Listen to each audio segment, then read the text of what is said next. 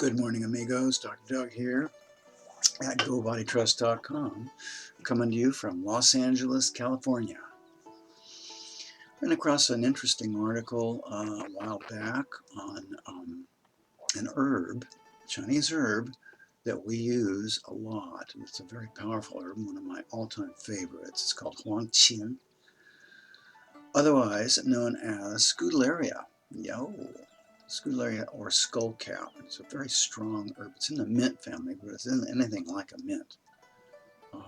It cools blood heat. That's the main thing about this herb, and they're finding out here. Let me read this. A partnership with the Chinese Academy of Sciences and John Innes Center. They successfully delivered a high-quality reference genome to the mint family member Scutellaria balkanensis, Georgi. So they're finding out some of these herbs that have been around for 2,000 years have amazing properties to them. Now, the difference between an herb and a drug, or what we call a drug, pharmaceutical.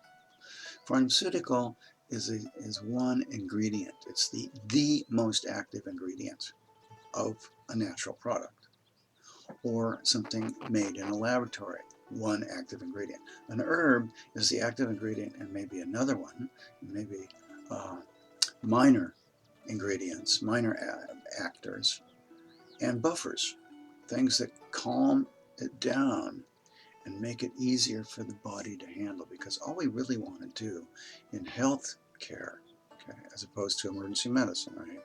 In health care, we want to encourage the body to do it itself. So we help it along as long as it needs help, and one of those helpers is Chinese herbology. That's the thinking.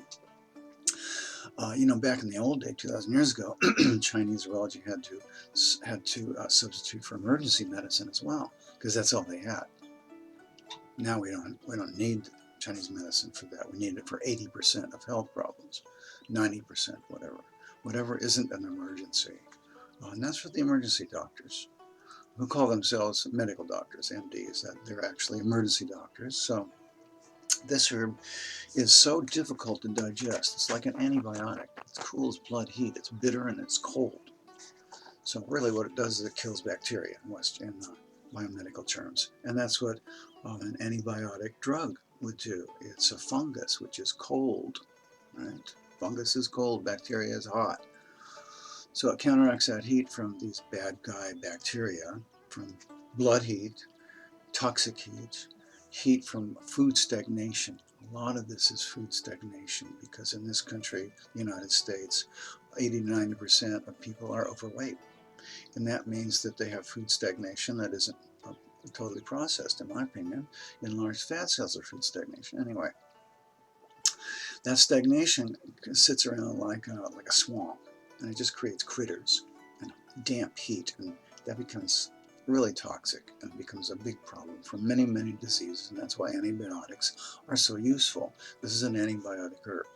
Problem is that if you're really seriously overweight, you don't have any spleen sheet to process it. And that was the problem I was running into in the 90s, was everybody's coming in, they've got all this excess weight, all this excess spleen damp, and I couldn't break through it. Half of my formula, 3/4 of my formula, was just trying to deal with the dampness, get the food moving and clear the damp. And so, I started looking at, well, how can we prevent this problem? Because that seems to be the way to go.